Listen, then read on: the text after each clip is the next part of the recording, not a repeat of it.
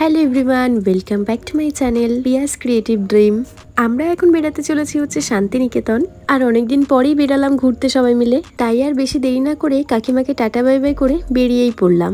আর ঠাকুর প্রণামও করে নিলাম। প্রতিবারের মতোই আমি লেট, তাই ঘর থেকে ভিডিওটা তো শুরু করলাম না, রাস্তা দিয়েই শুরু করছি। আর এদিকে এক্সাইটমেন্টে আমরা দুজন কি করব বুঝতেই পারছি না। আর এই হচ্ছে আমাদের 3টে বাইক। আর লাস্ট মোমেন্টে যা যা গোছানো সবকিছু গুছিয়ে নিয়ে আমরা বেরালাম।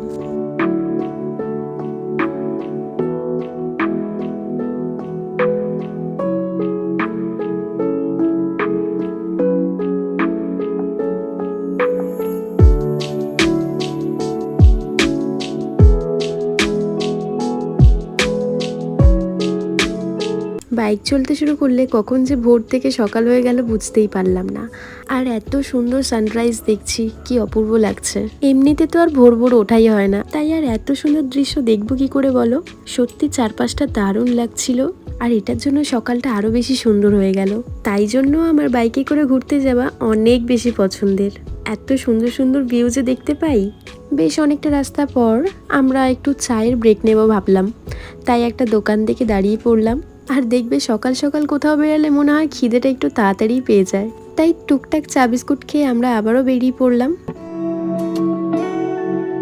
তারপর আবার একবারে দাঁড়ালাম ব্রেকফাস্ট করার জন্য শক্তিগড়ে, তাই ঝটপট দোকানে ঢুকে অর্ডারটা করেই দিলাম। ধোসা, ইডলি এগুলোই নিলাম। এখন ঝটপট খাওয়া যাক।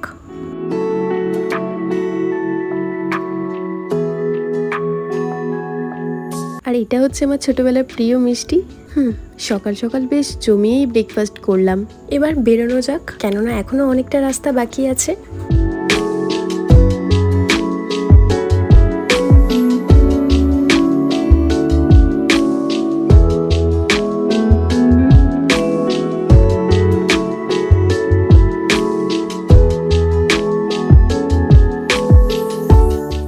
তারপর ঢুকে পড়লাম এত সুন্দর রাস্তাতে। শহরের একঘেয়েমি কাটাতে এইরকম গ্রামের পথ ধরে যেতে বেশ ভালোই লাগছে।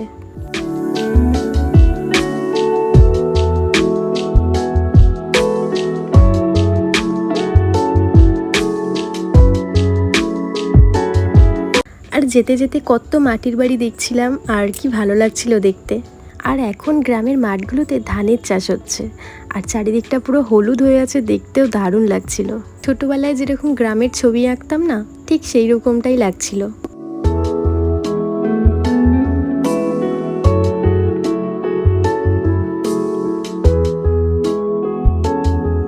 আর ঘুরতে ঘুরতে আমরা চলেই এলাম লাল মাটির দেশে, শান্তিনিকেতন। আমার খুব পছন্দের একটা জায়গা। আর চলে এলাম আমাদের রিসর্টে।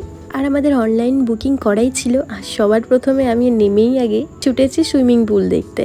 আর এক কথায় যা দেখলাম, চারপাশটা তো সুন্দর লাগছিলই, আর পুলটা তো জাস্ট দারুণ লাগছিল।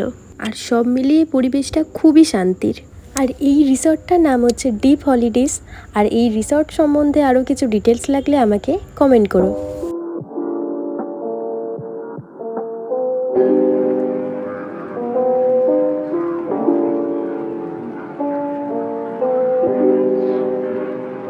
তারপর একদম রুমে ঢুকে ফ্রেশ হয়ে লাঞ্চের জন্য রেডি হয়ে নিলাম।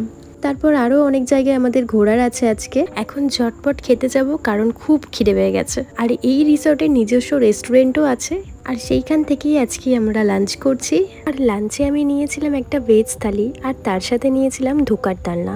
এখন ঝটপট খাওয়া যাক, আর খেয়ে তোমাদের বলছি রান্নার টেস্টগুলো। প্রত্যেকটা খাবারই আমার খুব ভালো লেগেছে। আর খেতে খেতে দেখছি বাইরে খুব জোরে বৃষ্টি চলে এসছে। আর ভেবেই নিলাম যে আজকে হয়তো বেরোনো আমাদের হবে না, তাই আর কি খাওয়া দাওয়াটাই এখন এনজয় করছিলাম।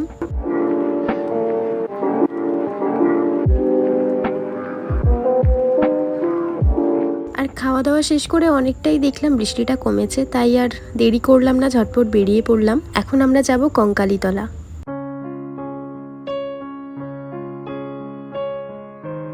আর আর ঘুরতে ঘুরতে আমরা চলেই এলাম মন্দিরে। আর যেহেতু বৃষ্টি হয়েছে তাই মন্দিরটা অনেকটাই ফাঁকা ছিল। আমরা ভালোভাবে দর্শন করলাম মাকে। আর এই হচ্ছে সেই কুণ্ড। এখানে জল খুবই পবিত্র, তাই আমরা সবাই একটু মাথায় নিয়ে নিলাম। তারপর মন্দির থেকে বেরিয়ে তারপর ভাবলাম কোথায় যাব। আর আমরা সবাই ঠিক করলাম যে সুরুল রাজবাড়িতে যাব। আর বৃষ্টির কারণে ওয়েদারটা এতটাই ঠান্ডা হয়ে গেছিল, মনে হচ্ছিল যেন শীতকালে ঘুরতে বেরিয়েছি।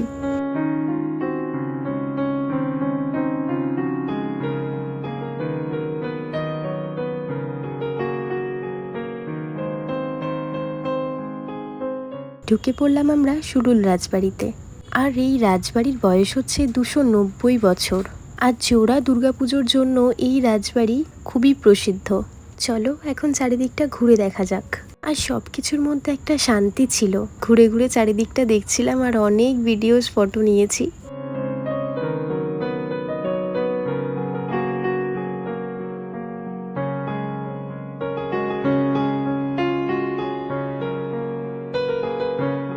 আর বেরিয়ে এই ফুচকা আর মোমোর গন্ধে আর যেতে পারলাম না, তাই ফুচকা ট্রাই করছি। আর শান্তিনিকেতনের মতো বেস্ট ফুচকা আমি তো কোথাও খাইনি।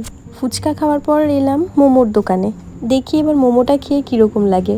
আর আমাদের সবার মোমোটা এত ভালো লেগেছে, ভেবেই নিয়েছি যে পরের দিন আবার আসবো মোমো খেতে। খাওয়া দাওয়া করে আমরা আবার চলে এলাম রিসর্টে। আর এসে একটু পুলের কাছে বসলাম।